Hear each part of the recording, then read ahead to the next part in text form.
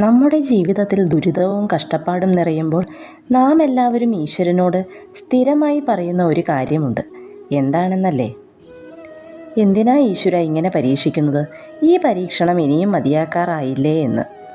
യഥാർത്ഥത്തിൽ ഈ പറഞ്ഞ കാര്യത്തിൽ എന്തെങ്കിലും സത്യമുണ്ടോ? ഇല്ല എന്നുള്ളതാണ് വാസ്തവം. പല ആളുകളും പലപ്പോഴും പറയുന്ന ഒരു കാര്യമാണ്, ഒരു ഭക്തൻ്റെ ഭക്തിയുടെ ആഴം, അതായത് ഭക്തന് ഭഗവാനോടുള്ള ഭക്തി എത്രമാത്രം ഉണ്ടെന്നറിയാനാണ് ഭഗവാൻ ഭക്തനെ പരീക്ഷിക്കുന്നതെന്ന്. യഥാർത്ഥത്തിൽ ഒരു ഭക്തൻ്റെ ഭക്തിയുടെ ആഴം മനസ്സിലാക്കുന്നതിന് ഭഗവാന് പരീക്ഷണങ്ങളുടെ ആവശ്യമുണ്ടോ? ഒരിക്കലുമില്ല. കാരണം ഈശ്വരൻ സാക്ഷാൽ പരമാത്മാവാണ്. ഈ പ്രപഞ്ചത്തിൽ ഈശ്വരൻ അറിയാത്തതായി ഒന്നുമില്ല. അഥവാ ഈ പ്രപഞ്ചം തന്നെയാണ് ഈശ്വരൻ. ഒരു വ്യക്തി തൻ്റെ അമ്മയുടെ ഉദരത്തിൽ രൂപം കൊള്ളുമ്പോൾ തന്നെ, അല്ലെങ്കിൽ അതിനു മുൻപേ തന്നെ, ആ വ്യക്തിയുടെ മുജ്ജന്മവും ഈ ജന്മവും വരാൻ പോകുന്ന ജന്മങ്ങളും അറിയുന്നവനാണ് ഈശ്വരൻ. അങ്ങനെയുള്ള ഈശ്വരന് ഒരു ഭക്തൻ്റെ മനസ്സിലുള്ള ഭക്തിയുടെ ആഴം മനസ്സിലാക്കുവാൻ പരീക്ഷണങ്ങളുടെ ആവശ്യമുണ്ടോ? ഒരിക്കലുമില്ല. അപ്പോൾ പിന്നെ എന്തുകൊണ്ടാണ് നാം നമ്മുടെ ജീവിതത്തിൽ ദുരിതവും കഷ്ടപ്പാടും അനുഭവിക്കേണ്ടി വരുന്നത്? ഇതിൽ നമ്മൾ മനസ്സിലാക്കേണ്ട യാഥാർത്ഥ്യം എന്താണെന്ന് വെച്ചാൽ, നാം അനുഭവിക്കുന്ന ഏതൊരു കാര്യവും, അത് സന്തോഷമാകട്ടെ സങ്കടമാവട്ടെ, അവയെല്ലാം നമ്മുടെ തന്നെ പ്രവൃത്തിയുടെ ഫലങ്ങളാണ്. അതായത് നമ്മൾ മുജ്ജന്മത്തിലോ ഈ ജന്മത്തിലോ ചെയ്തിട്ടുള്ള തെറ്റായ കർമ്മങ്ങളുടെ ഫലങ്ങളാണ് നമ്മുടെ ജീവിതത്തിൽ നാം ഇപ്പോൾ അനുഭവിക്കുന്ന ദുരിതങ്ങൾക്ക് കാരണം. നാം ചെയ്യുന്ന പ്രവൃത്തികൾ, അത് നല്ലതായാലും ചീത്തയായാലും അതിന് ഫലങ്ങളുണ്ട്. നല്ല പ്രവൃത്തികൾക്ക് നല്ല ഫലങ്ങളും ചീത്ത പ്രവൃത്തികൾക്ക് ചീത്ത ഫലങ്ങളും നാം അനുഭവിക്കുക തന്നെ വേണം. അത് പ്രപഞ്ച നിയമമാണ്. ഉദാഹരണത്തിന്, നമ്മൾ ഒരു പന്തെടുത്ത് നമ്മുടെ മുന്നിലുള്ള ഒരു ഭിത്തിയിലേക്ക് ശക്തിയിൽ എറിഞ്ഞു. എന്ത് സംഭവിക്കും? തീർച്ചയായും അത് ഭിത്തിയിൽ പോയി തട്ടിയിട്ട് തിരിച്ചു വരും.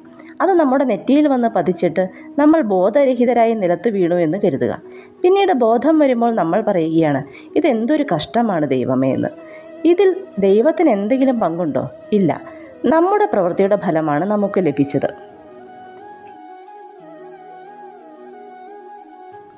യഥാർത്ഥത്തിൽ ഒരു ഭക്തൻ തൻ്റെ ജീവിതത്തിൽ ദുരിതങ്ങൾ അനുഭവിക്കുമ്പോൾ ഈശ്വരൻ ആ വ്യക്തിയെ കൂടുതൽ ചേർത്ത് പിടിക്കുകയാണ് ചെയ്യുന്നത്.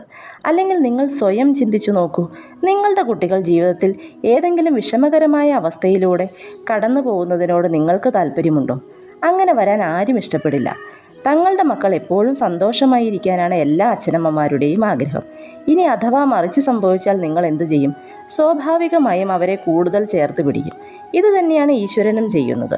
പക്ഷേ ആ സമയത്തും നാം ഓരോരുത്തരും എന്താണ് ചെയ്യുന്നത്? മനസ്സിൽ ഈശ്വരനെ കുറ്റപ്പെടുത്തിയും പഴിചാരിയും സമയം തള്ളി നീക്കും. യഥാർത്ഥത്തിൽ നമ്മൾ ആ സമയത്ത് എന്താണ് ചെയ്യേണ്ടത്?